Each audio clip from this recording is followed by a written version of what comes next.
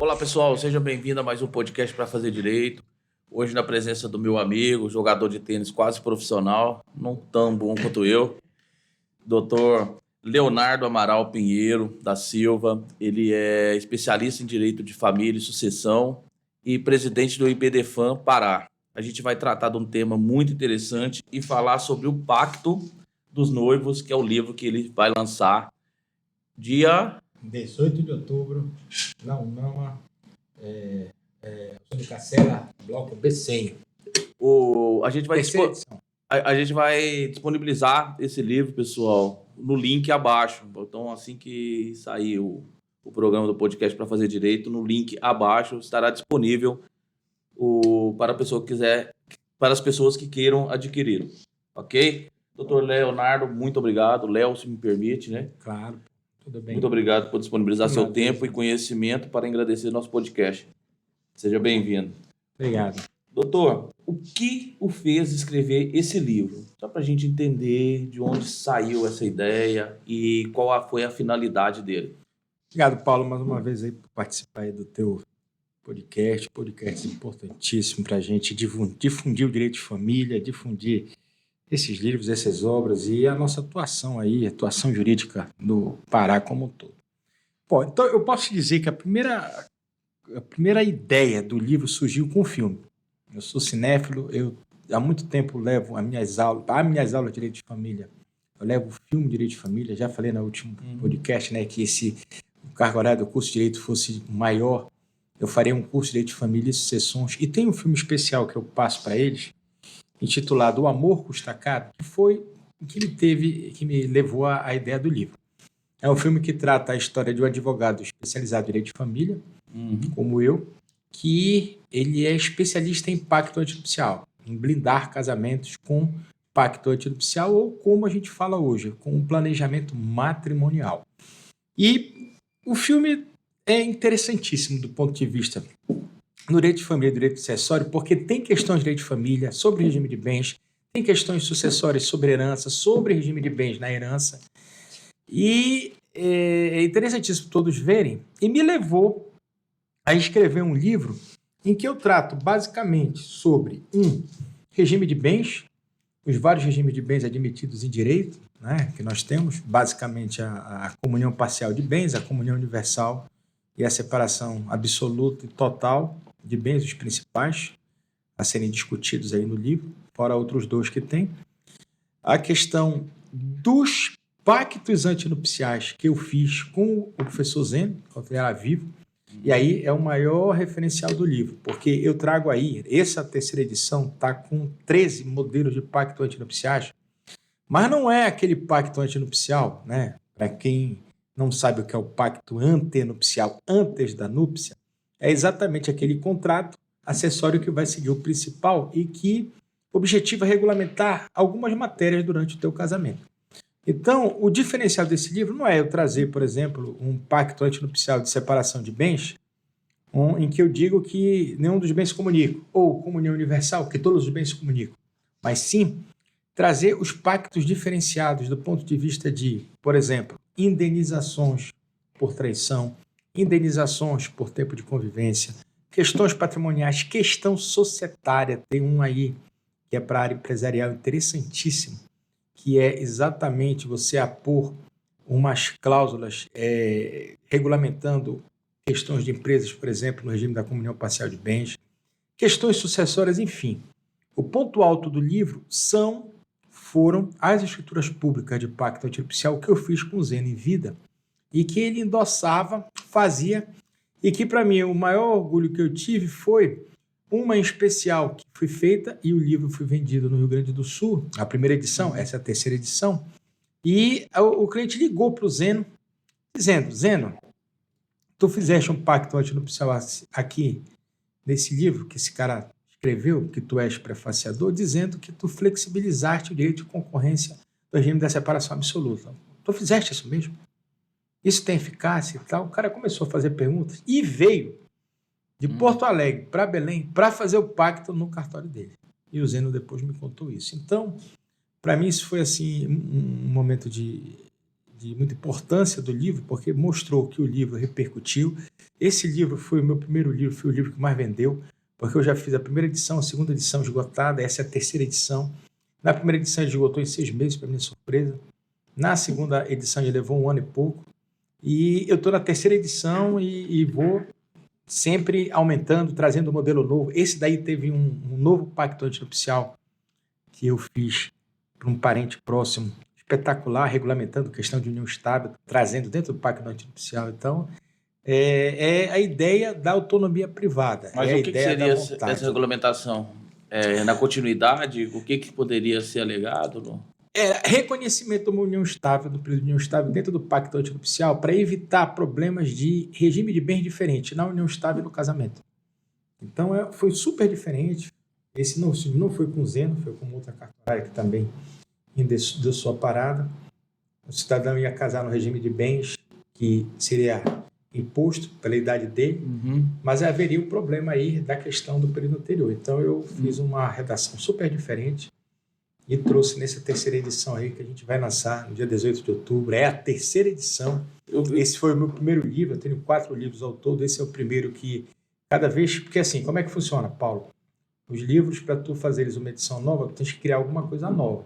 Tu pode tirar uma nova tiragem, né? Então, o primeiro esgotou a primeira edição, a segunda edição esgotou, aí eu precisei tirar uma nova tiragem ano passado, e a própria editora me cobrou, olha, tu tens matéria? Faz o terceiro. Aí eu fiz esse terceiro com 2 capítulos novos, que acrescentaram mais umas 25 páginas. Aí a gente lança como terceira edição. Então, esse daí é um livro que nunca vai parar, porque cada vez que eu trago alguma coisa nova, é uma nova edição. Por exemplo, eu estou louco para lançar uma edição com uma das maiores discussões que a gente tem, que é uma discussão complicada, uma discussão seríssima, uma discussão que muita gente não concorda, mas que a gente não pode fazer vista grossa pelas novas famílias que existem hoje. O quê? A flexibilização do dever de fidelidade. Isso que eu ia perguntar. A possibilidade de, no pacto antinupcial, tu colocar de férias conjugais. Isso que eu ia perguntar. Hoje é relativização, né, da questão dos relacionamentos. Você mencionou aqui, doutor, sobre a questão da fidelidade. Isso. O que pode ser colocado no pacto?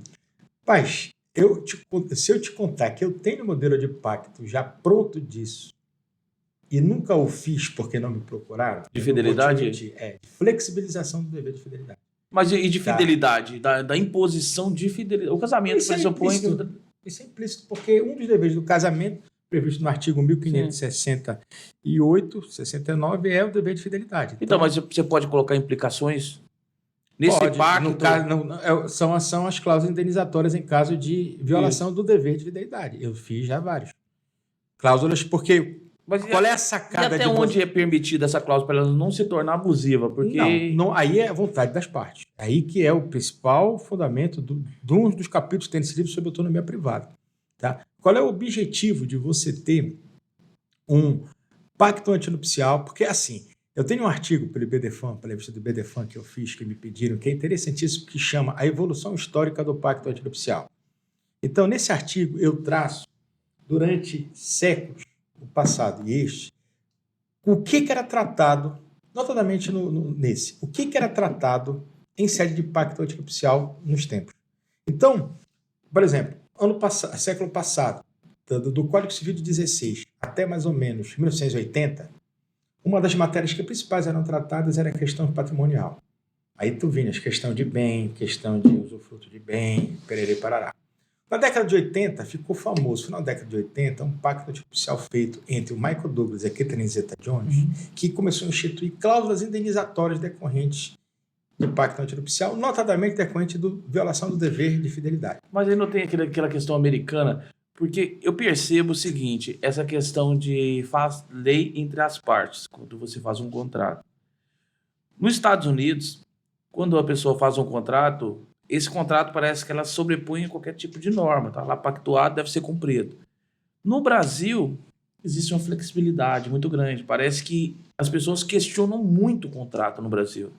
Eles vão no aí que eu vou já falar, mas aí é que eu vou te falar a sacada de tu fazeres isso em sede de pacto antinupcial, tá? Vou já entrar nisso.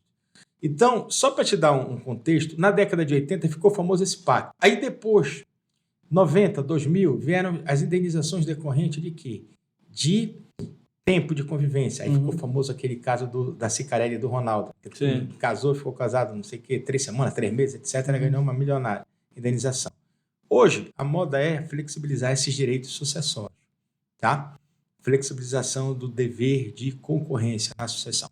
Agora, qual é a sacada de tu vires e apor uma cláusula de indenização no pacto antinupcial? É matéria de responsabilidade civil pura. E eu sou professor, além de Direito de Família, de Seção de Responsabilidade Civil. Por quê? Porque um dos grandes debates que existe é: a traição pode ser considerada um ato ilícito? Né?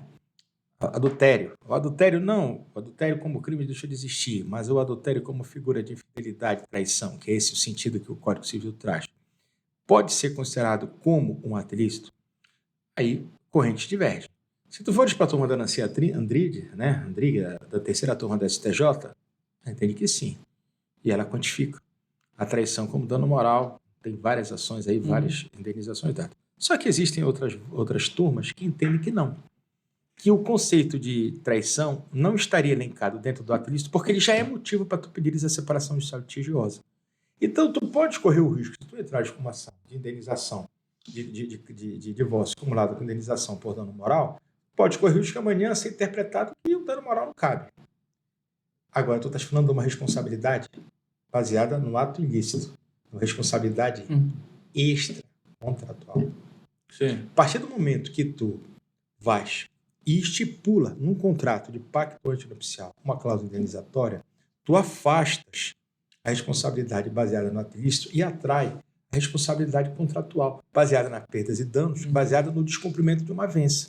O contrato, qual é a regra? Ele ser cumprido. Qual é a exceção? Ele não ser. A partir do momento que está flexibilizado, que está colocado numa cláusula contratual, uma cláusula indenizatória, tu não precisa discutir outra coisa, a não ser o cumprimento da vença. Prova, o cara traiu. Tem prova disso? Pede o cumprimento.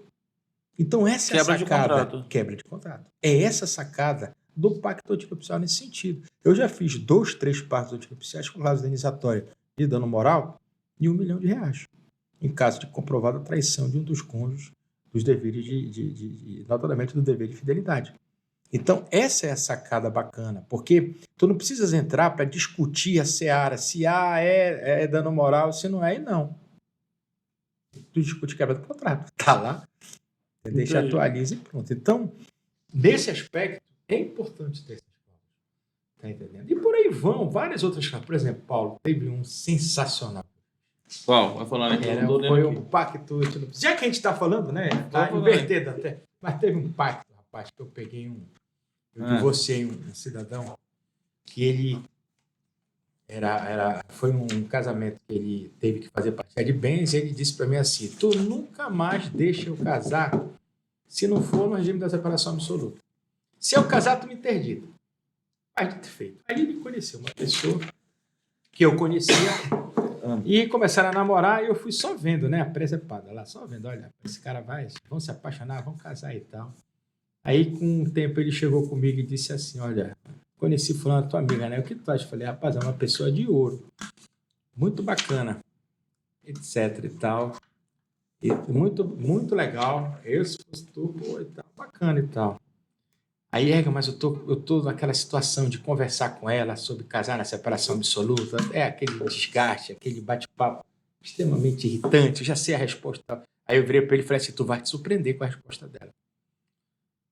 Vai te surpreender. Aí ele falou: nada, isso aqui tá bom. Foi conversar. Ele conversou. Rapaz, quando ele conversou com ela, Paulo, para dizer para casar na separação absoluta, ele nem começou a tocar, nem chegou nos finalmente. Ela virou, interrompeu e disse assim: olha, eu aceito um relacionamento que eu gosto. Quero viver uma união estável, quero te casar, o que for. Mas antes de tu falar de qualquer coisa, eu quero te colocar a minha opção. Qual é? Eu só fico contigo se for na separação absoluta. Rapaz, a mulher desarmou ele. Aí no dia seguinte ele veio: não sabes o que aconteceu. Eu falei: eu sei. Ela te falou? Não, mas eu imagino. Isso mesmo, lá e agora e tal. Poxa e tal. Cara, agora eu quero casar. Agora que eu quero casar, mas aí na separação absoluta eu vou casar, ela não vai ter nada. Mas sabe aquela coisa machista e tal? Vai casar, não vai ter nada e tal. Poxa, tá falando, mas é isso que tu queria. Mas não era assim. Tá? Vai entender a cabeça das pessoas, né? Não, mas eu tenho uma ideia. Eu vou te mandar por e-mail. Ele mandou por e-mail. Paulo, ele fez simplesmente uma tabela de indenização por tempo de convivência. Tipo, se ela ficasse casada com ele por 5 anos, por 5 anos ela ganhava um carro caro de 150 a 200 mil reais. De 10 anos, um apartamento de 150 metros. 15 anos, uma casa em Salinas. E aí foi 20 anos, uma poupança de não sei o quê. E assim, ele submeteu isso a ela como forma de até, sei lá, eu não entendi. Porque ela deixou bem claras as coisas. Na verdade, se comprar fosse ela. Exato, dá a impressão de compra. Falar o seguinte, olha, quanto mais tempo mas você aí mais é você que vai tá, receber. a resposta dela ao imposto de operação absoluta afastava esse tipo de raciocínio. Foi besteira se ele pensou assim, moral da história. Leonardo, isso é uma coisa machista? É. Isso é uma coisa absurda? É. Ela se submeteu a isso, submeteu e tal. É a forma deles se amarem. Eles estão hoje juntos. Acabou de adquirir a casa de Salinas. Há 15 anos juntos. Entendeste? Muito bem. E estão vivendo. Então, isso é contratar. Isso é vontade. Isso é autonomia. É o que a gente mais briga no direito de família para que haja. Para quê? Para que possa ser feito a relação familiar da forma como as pessoas querem. E não como intervenção estatal. Não com Intervenção a mínima do necessidade. Estado, né? Tem que haver intervenção mínima. Esse é o foco. Eu achei interessante. Quais os outros pactos que teriam aqui nesse livro novo? Rapaz, daí, eu subdivido aí em 3 modalidades. Né? Questões patrimoniais, Sim. tá? Questões que eu chamo questões indenizatórias, questão sucessória e questão empresarial. Tá? Questão patrimonial... Vamos cortando aqui para voltar aqui. Como que ficaria? Hoje a gente percebe que tem... Eu tive um caso recente. Pessoas que têm empresas, normalmente em grupos familiares, empresas com grupos familiares, eles impõem que seja feito um pacto para a pessoa casar, para que não envolva o patrimônio da família, porque normalmente são várias pessoas, vários membros, então eles criam essa situação. Como é que funciona esse pacto? O pacto antinupcial, para tu entender de uma forma geral, até porque não é só para essa hipótese, é para qualquer hipótese, ele é um contrato acessório que segue o principal. Portanto, ele é feito, é válido, mas ele só tem eficácia se ocorrer o casamento. Se não ocorrer o casamento, ele caduca. Ele tem prazo, 90 dias normalmente, entendeu? E ele ganha eficácia quando ocorre o casamento. Ele é um contrato acessório que só pode ser feito por escritura pública, sob pena de ser nulo. Tá? Ele tem que seguir o casamento sob pena de não ter eficácia. Ele tem que ser registrado no cartório de estudo de imóveis para dar efeito erga omnes perante terceiros. E nele você estipula as cláusulas todas, desde que não violem literal sentido de lei. Aí vem já um grande debate, que é o pacto das férias conjugais que eu tenho lá, que a gente acabou não terminando. Né? Eu já tenho um modelo de pacto que eu vi de uma grande advogada do Rio Grande do Sul, aliás, do sul do país, que ela já trabalha isso. Aí, primeira coisa que vem à cabeça é, mas como é que tu vais fazer um pacto flexibilizando o dever de fidelidade? É um absurdo isso vai de contra a lei, casamento, etc. É porque o princípio do casamento pressupõe a fidelidade. Mas a gente não pode mais fazer vista grossa, Paulo. O que está acontecendo com as famílias e os julgamentos? Eu até tenho uma resposta. Poliafetividade, família simultânea. Hoje os tribunais estão... O que é fidelidade? A primeira coisa que a gente deveria definir o que é fidelidade. A traição pressupõe o desconhecimento do outro. A partir do momento que todos têm conhecimento daquilo, eu acredito que não tem fidelidade. Entendeu? Tem essa questão dessa percepção. Tem várias discussões. Por exemplo, a discussão da diferença da união estável para o casamento. É dever da união estável a lealdade. É dever do casamento a fidelidade.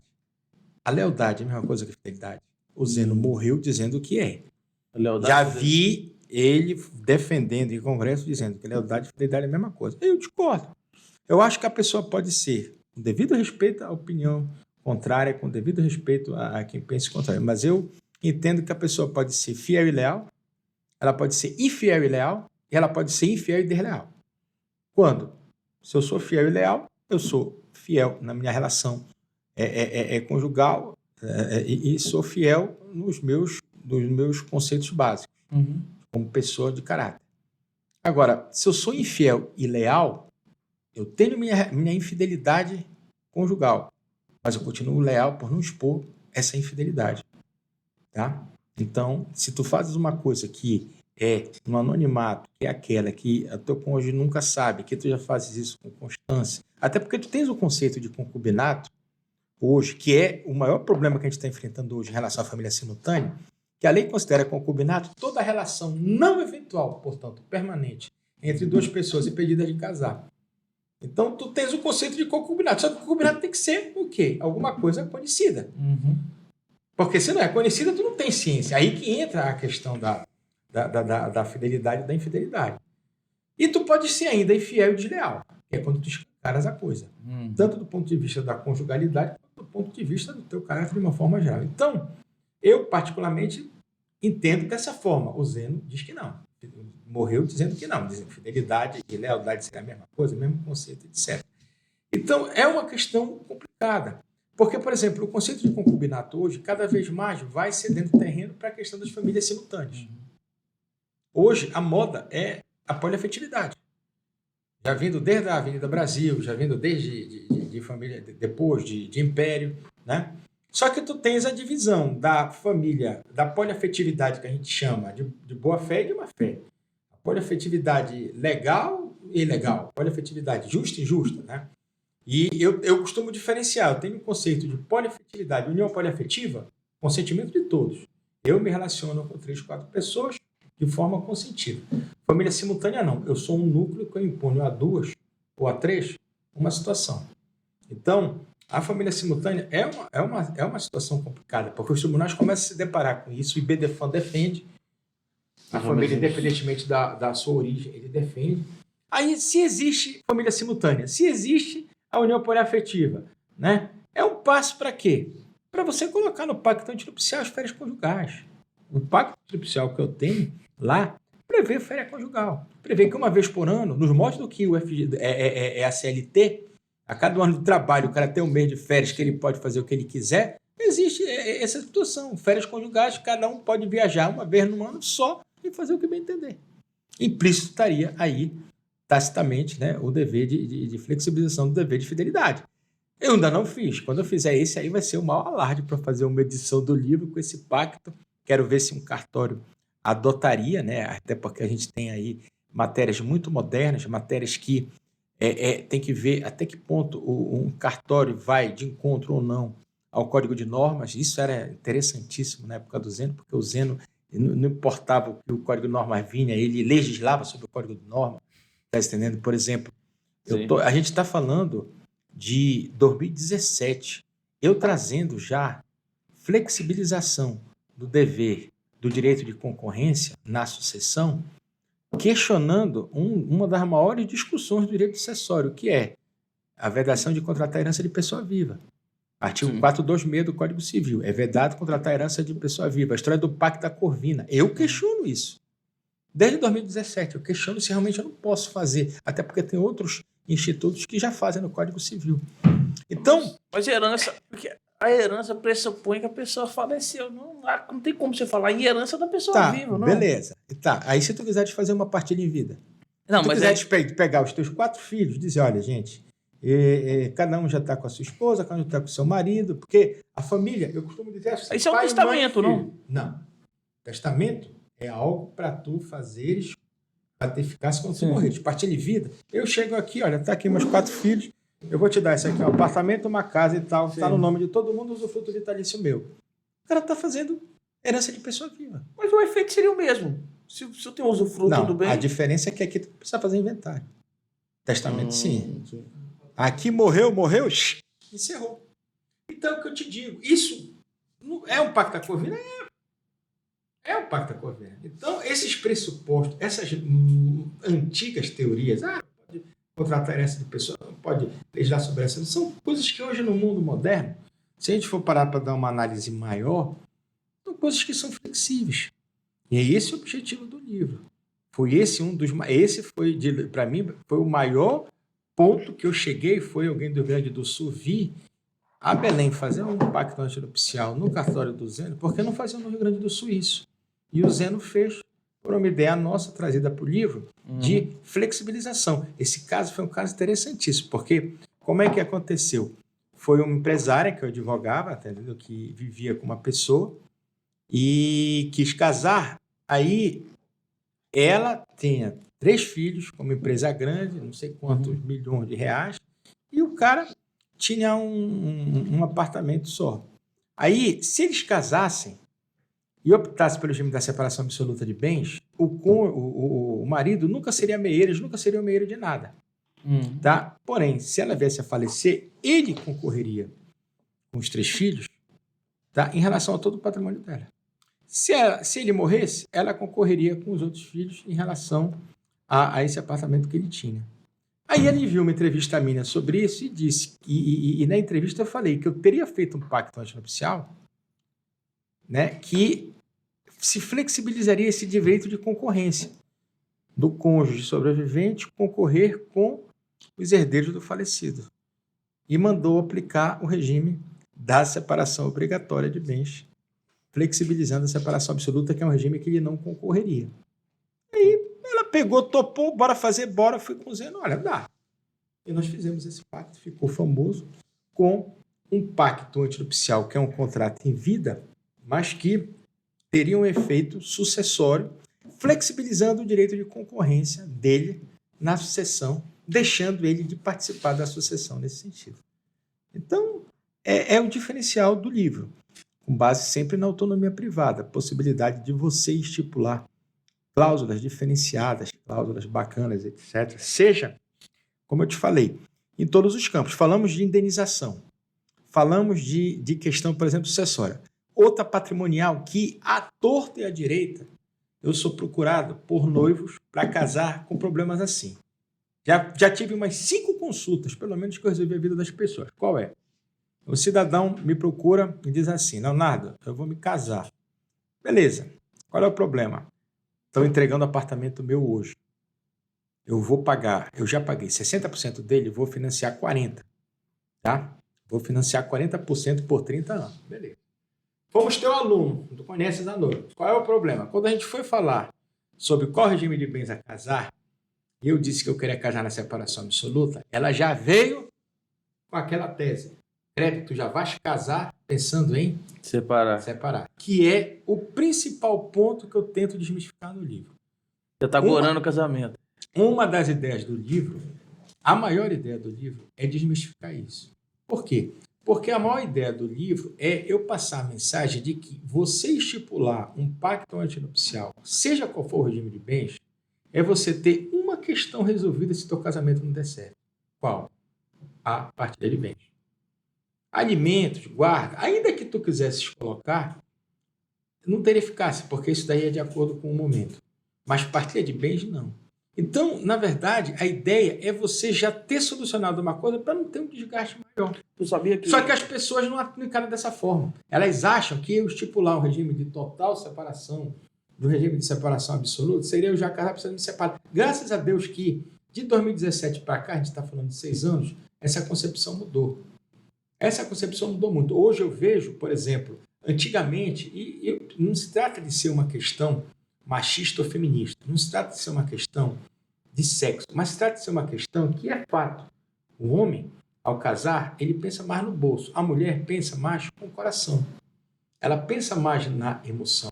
Então, é mais normal, antigamente, esse tipo de situação ser puxada pelo homem em detrimento da mulher. Graças a Deus, hoje essa situação se equalizou, porque eu acho que as relações mudaram, a fragilidade do casamento mudou, o casamento ficou mais sendo dissolúvel e eu sou procurado por muitas mulheres para fazer parte antinupcial, onde se pensa muito mais, talvez até a própria evolução da mulher no mercado de trabalho, a própria evolução da mulher estar ganhando mais que o homem, da mulher estar em colocação melhor no mercado de trabalho, fez com que houvesse uma preocupação maior. Mas o fato é que hoje as coisas estão menos pior, por exemplo, do que quando eu me casei pela primeira vez na década de 2000, de 10 anos atrás, entendeu? Então a gente tem uma situação aí que o livro procura desmistificar isso, procura deixar claro que a ideia é o pacto antinupcial para resolver uma questão se o casamento não der certo, que é a partilha de bens. Mas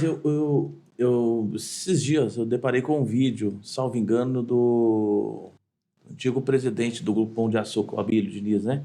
Ele cita o seguinte, fala assim que acho que foi em 2005 ele teve um grande prejuízo. Aí ele fala, isso foi derivado de contrato. Porque o que você não briga no momento anterior ao início do cumprimento do contrato, você briga durante a constância do contrato ou no final do contrato.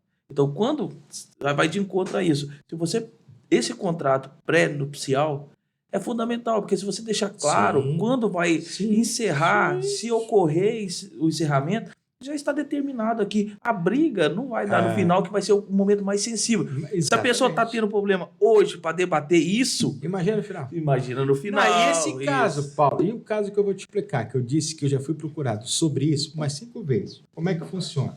Nos 5 casos é a mesma coisa. 3 com homens e 2 com mulheres. Tá? 5 hipóteses idênticas. O cara chegou, ou ela, Leonardo, vou me casar hoje. Beleza. Qual é o problema? O problema é que entregaram meu apartamento ontem.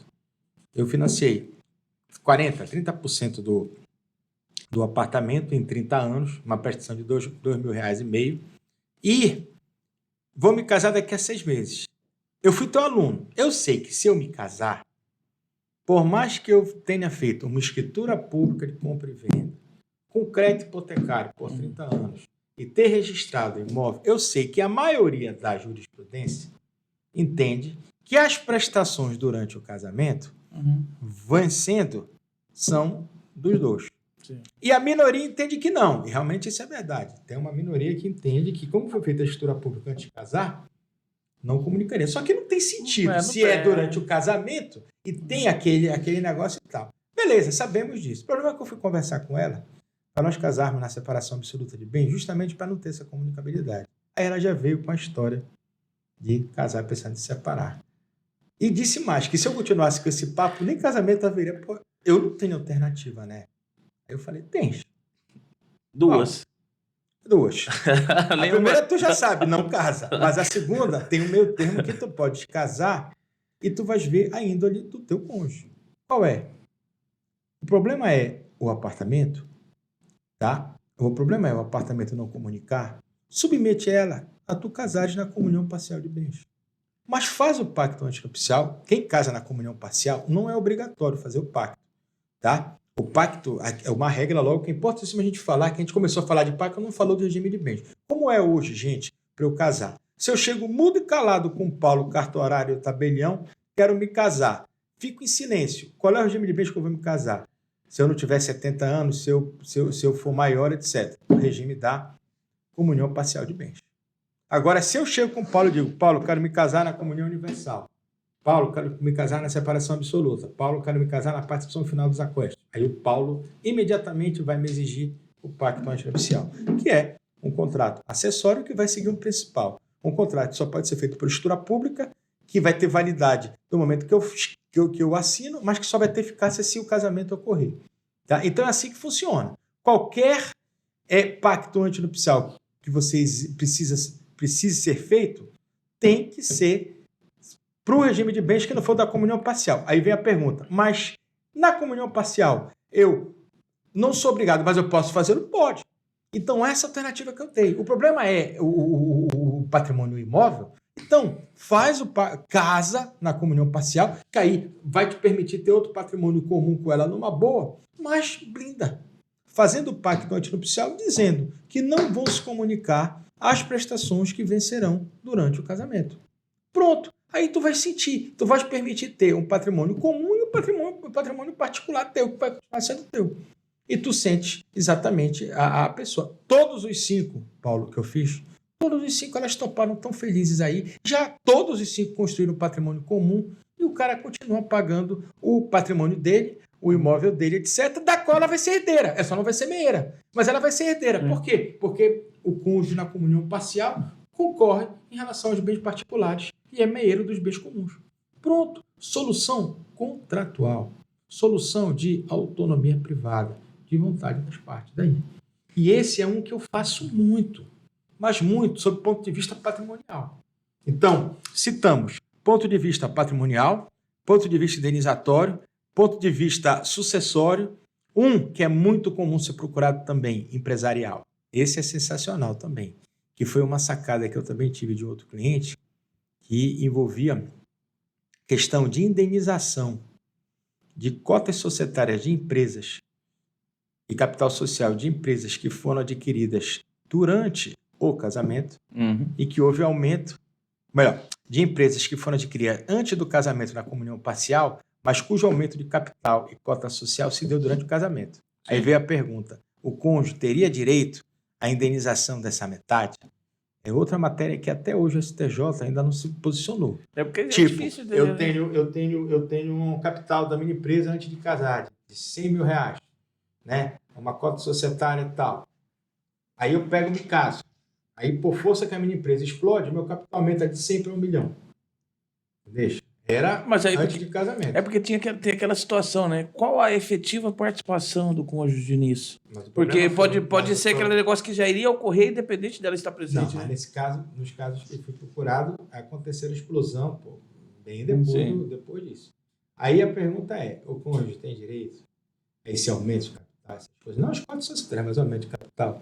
A matéria é debatida.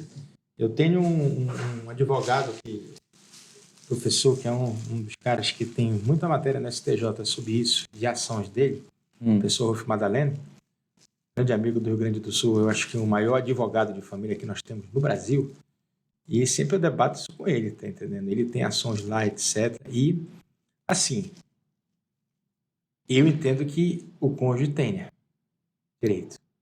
Mas ele pode deixar de ter direito? Pode. Como? Pacto antinupcial. Não quer casar na separação absoluta? Quer casar na comunhão parcial? A empresa anterior faz um pacto antinupcial de comunhão parcial e blinda, dizendo que eventual aumento de cota, de capital social da empresa não comunicará ao outro cônjuge. Pronto! Resolve, blinda o casamento e ponto final. O que eu entendo do pacto, a importância é que você consegue colocar os pormenores do que está sendo combinado naquele relacionamento.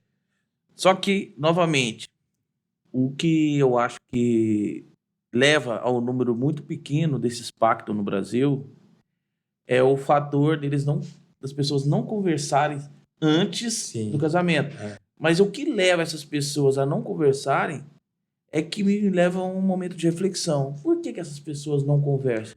Mas Porque... te dou essa resposta em vários aspectos. Por exemplo, uma fundamental e que eu não vejo fazer.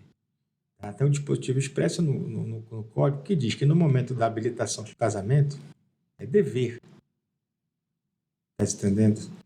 De cartório, estabelecido, etc., fazer esse tipo de procedimento. Explicar, não só isso, explicar nulidade de casamento, etc. Aí a gente, no campo prático, não vê muito isso. Eu sou muito procurado. Está entendendo? Eu sou muito procurado para ser consultado sobre isso. Mas tu não acha que eu tenho uma visão dessa situação, é que eu acho que as pessoas casam muitas das vezes sem ter a certeza. Então, a pessoa não tem nem a liberdade ali de questionar. Eu acho que é tão frágil, às vezes, o relacionamento, que a pessoa tem medo de questionar e isso acarretar no término do relacionamento. Por causa do questionamento dessa possibilidade do pacto. É o que eu estou te falando, é o que eu estou te dizendo. Há 10 anos, há 15 anos, isso era uma situação assim que ficava travado. Conversar sobre pacto, sobre o regime de bens, ou seja, da comunhão parcial, indubitavelmente tinha a consequência. Tu já vais casar pensando em te separar. Mas o que eu estou te dizendo, as coisas vão mudando. Né? Eu volto a defender, Paulo, que é um dos capítulos do livro, que o regime legal no silêncio da parte tinha que ser o da separação absoluta de bens. Por quê? Porque o Estado tem que te propiciar um regime de bens que não haja prejuízo de algum nunca. Quando ele te propicia a comunhão parcial, pode haver. Tá? Então, a minha presunção era uma presunção ao contrário, que é o que eu defendo, que, no caso, tu terias 2 regimes de separação. O da separação obrigatória, nos casos de imposição de lei, né? Como, por exemplo, a questão da 70 anos de idade, suprimento judicial, que seria obrigado, e o da separação absoluta, por vontade das partes, de, no silêncio, prevalecer aquilo. Se eu quisesse me casar na comunhão parcial, aí eu faria o pacto antinupcial. Eu só mudo a presunção. Aí é uma questão interessante. Aí eles vão trazer aqui a questão do ânimo, né? Aí presta atenção. Isso talvez seja uma realidade para daqui a 10, 20 anos. Como, por exemplo, foi a realidade de tu mudares da comunhão universal para a comunhão parcial com a lei do divórcio. Meus pais casaram numa comunhão universal, em 73, 72, tá? Por quê? Porque era o regime legal no silêncio das partes no Código Civil 16. Com a lei do divórcio, já houve uma mudança para a comunhão parcial, que era a nova realidade. Agora, para a separação absoluta, pode ser uma nova realidade daqui a 10, 20 anos, sei lá. Mas ainda não é. E prevalece a comunhão parcial. Uma vez... Dos outros países são como? É como hoje? Depende. Por exemplo, tem país com que o regime da participação final dos aquestos é o regime legal. Por exemplo, na Alemanha e na França, que é um regime misto, que agora é que entrou no Brasil, tem desde o Código de 2002, enfim. Aí cada um tem o seu sistemático. Mas cada caso é uma situação. Por exemplo, eu dei uma aula uma vez numa turma, rapaz, que quando eu passei esse meu posicionamento, eu me deparei com uma aluna, rapaz, que questionou. Me questionou bastante isso, porque eu estaria fazendo um regime de bens e não estava levando em consideração a realidade do homem e da mulher no Brasil. Que a mulher fica em casa, que o homem põe e que ela teria que ser meieira de tudo, porque ela não é permitido trabalho, etc, etc, etc. Então, é o que eu te digo. Cada realidade é uma realidade. A gente não pode mostrar a realidade do mercado de trabalho hoje, de 10 anos para trás, da Constituição de 88, quando trouxe a isonomia jurídica, etc. Entendeu? A ideia é a gente ver a realidade de como as relações se processam, a fragilidade do casamento, as redes sociais impondo esse tipo de fragilidade de casamentos serem mais dissolúveis, etc. E é óbvio que a realidade de uma entrada maior no mercado de trabalho, pererê, pará. Então, é ponto de reflexão tudo isso. Eu realmente, depois dessa, eu refleti sobre muita coisa, mas eu ainda mantenho esse posicionamento de que eu acho que é uma coisa mais justa pelo Estado ele impor um regime de bens que não traga prejuízo às partes. E que se as partes quiserem casar no outro regime de bens, aí elas assumem um ônus fazendo o contrato, etc. Entendeu? Pode ser uma realidade para daqui a 10, 20 anos, pode não ser. Mas é o meu ponto de vista atual ainda. Aí eu falo agora sempre como eu falo nas minhas aulas, né? Que eu sempre uso, Paulo, depois do posicionamento particular meu, que possa ser, como eu vou te dizer, não bem receptivo para outras pessoas, etc., para outros grupos, eu sempre uso a interjeição ainda. Por quê? Porque eu ainda não mudei de posicionamento. Direito de família é isso. Eu mudar de posicionamento. Eu posso estar aqui há 10 anos sustentando que o comunhão parcial é o regime legal, e tu me questionas, mas tu não falaste que 10 anos não era, etc., que tu ia mudar? Eu falei, porque eu mudei de posicionamento. Há 10 anos, por exemplo, eu tenho um posicionamento particular de que não cabe dano moral no direito de família. Eu ainda não consegui entender o contrário. Essas questões de ação de indenização por dano moral, por traição, por abandono afetivo, eu tenho um posicionamento muito particular, porque eu acho que é muito complicado você banalizar o dano moral, como normalmente é banalizado no Código de Defesa do Consumidor, direito do consumidor. Hoje é inverso, né, no Código de Defesa do Consumidor. Hoje virou tudo mero aborrecimento. Mas por que isso? Pela banalização. Então, eu não consigo evoluir essa questão da banalização, desse dano moral para o direito de família. Mas é um posicionamento que eu ainda não mudei. Não sei se eu vou mudar. Então, eu sempre uso as interjeições ainda para quando eu tiver um bate-papo contigo, então tu me vires defendendo uma sustentação oral de uma coisa daqui a 10 anos de uma matéria que eu não conheço, eu poder te dizer, não, eu mudei de posição. Mas isso é uma percepção de uma pessoa que entende a sua real constância aqui, que o homem está em constante construção. Então, ou seja, se você pensar exatamente como você pensa hoje, daqui a 10 anos, é sinal que você parou no tempo. Parou no tempo. E direito de família, não dá para parar. Tem uma frase na minha dissertação de mestrado, que virou livro, que foi o meu terceiro livro, né? O princípio da isonomia jurídica entre homens e mulheres, como limitação ao poder de reforma constitucional. Tem uma frase nele que, para mim, define isso, para o direito de família, que é qual? O direito de família evoluiu numa proporção geométrica à aritmética da maioria dos outros ramos do direito. Quer dizer, família evolui com a sociedade, evolui todo dia. Então, eu não posso ter um posicionamento fechado sobre uma coisa, eu vou mudar, provavelmente, daqui a 10 anos, 5 anos, etc. E é assim que eu trabalho nas aulas, sempre com a interjeição ainda. Sensacional.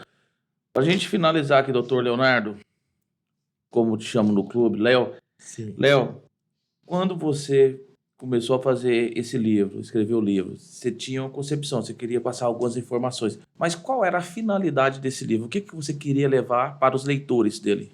A principal finalidade, tá? Eu posso te dizer, é desmistificar a ideia de que contratar uma relação seria você entrar numa relação já pensando em se separar. Tá entendendo? Eu acho que essa é uma fundamental percepção. E uma percepção que ela não envolve só o contrato de direito de família, ela envolve também um outro viés, que é o viés do porquê da imagem. Por quê? O que essa imagem sugere? Uma aliança cifrão, dobrada. Né? Só que se eu te disser que, na verdade, essa imagem é uma aliança unida pelas pessoas que me procuraram para fazer o pacto antinupcial e ela rompida pelas pessoas que me procuraram para fazer seus divórcios, e aí eu pus uma flor azul, que tem uma outra história, e virou essa história do cifrão, é essa a ideia desse livro. Porque o viés da necessidade do contrato é para exatamente mostrar o quanto o casamento hoje está muito fácil de ser dissolvido. O quanto o papel das redes sociais, o quanto o papel dessas situações que envolvem Instagram, Facebook, WhatsApp, permite que as relações se tornem efêmeras. E a melhor forma de você evitar desgaste maior num divórcio é contratualizando. Porque, como eu falo, alimentos, guarda, são matérias que podem ser discutidas na hora, de acordo com o que se tiver. Mas partilha de bens, se tu já tiveres um contrato estipulado sobre isso, tu evitas um debate maior. Então, a ideia do livro surgiu exatamente dessa ideia do desenho do livro, das pessoas, várias pessoas que me procuraram para fazer o pacto antinupcial, casaram blindadas e tão felizes hoje porque casaram dentro de um planejamento matrimonial que queriam, e a procura de pessoas para divórcios que não fizeram pacto antinupcial e agora eu tive que resolver suas situações dentro do divórcio, dentro de um acordo, sempre dentro daquela premissa, Paulo, que quando me procuram, eu falo sempre para os meus clientes, o quê? Divórcio e inventário só tem duas alternativas. Ou você faz um acordo hoje, ou você faz um acordo amanhã. A diferença é o que tu vais pagar para o teu advogado, porque o processo litigioso vai ser muito mais, até porque tem um acompanhamento ao erro. Mas, inevitavelmente, vai chegar uma hora que ninguém vai deixar um juiz colocar à venda o patrimônio. Colocar em venda porque não querem, dessa venda, indenizar os dois. Então, inadvertidamente, ou você faz o acordo, ou faz o acordo amanhã. Vai depender da tua postura dentro de um processo. É óbvio que cada caso é um caso, vão ter situações que vão exigir. Léo, você pontuou nesse livro, a gente tem um relacionamento hoje, questão de relacionamento, que a questão da liquidação, né? A pessoa já entra no relacionamento não pelo amor. Na verdade é pelo amor, mas não pelo amor à pessoa, mas pelo amor ao dinheiro. Tu acha que isso já pode ser um divisor de água também para você não entrar no relacionamento errado? Também pode, tá entendendo? Também pode. A gente tem hoje essas situações que são muito de diferencial de cônjuge, cada um entrar de uma forma, etc. Mas o contrato está aí para isso. O contrato está para regulamentar, está para fixar aquelas hipóteses de indenização e tal. Eu acho que tudo pode ser feito quando você pensa em algo maior de acordo de vontade. É porque eu vejo até do parâmetro diferente. Do mesmo jeito que a pessoa questiona, não, você já está falando que o relacionamento não dá certo, você não confia em mim. É o contrário. Você vai casar comigo? Se a pessoa tem um patrimônio, ele pode falar, não, se você está casando comigo é por amor a mim ou amor ao dinheiro? Então, a partir do momento que você já coloca o pacto, tu já está também tentando fazer um teste com a pessoa. Mas normalmente não é para esse fim. O pacto é muito para tentarem chegar a um acordo em relação a isso. Por exemplo, esse pacto que eu te falei do cidadão que colocou uma cláusula indenizatória por tempo de criar polêmica. Tá entendendo? Foi sensacional, pô. Foi a sacada dele de amar. Foi a sacada dele de ele não abrir mão de um preceito de casar na separação absoluta, mas de dar aquele consolo, vamos dizer assim, da pessoa ter imposto a separação absoluta. Eu acho sensacional esse exemplo. Porque é exatamente o que estás falando. Foi um teste. Ele não abriu mão. Casou na primeira vez na comunhão parcial. Teve que fazer uma partilha de bens grandes, da qual ele julgava que ele construiu integralmente, mas dividiu por dois. Era um cara justo. Aí, tem um patrimônio. Tem o consentimento dele de casar na separação absoluta. Foi casar com uma pessoa. Viu que a pessoa era uma pessoa sensacional, porque já desarmou ele, já impondo a separação absoluta. Aí ele deu a compensação. e hoje estão infelizes. É a forma de como você tem que ser Sim. feliz. E não importa o que A, B, C ache, se é machista, se é isso, aquilo, se os dois estão felizes, ponto, deixa os dois. Sim, doutor Leonardo. Então, muito obrigado pela Obrigado, presença. Paulo. Obrigado Obrigado a por todos por mais uma agradecer vez. aqui. Eu tenho as perguntas para fazer, mas eu vou fazer em off, é melhor.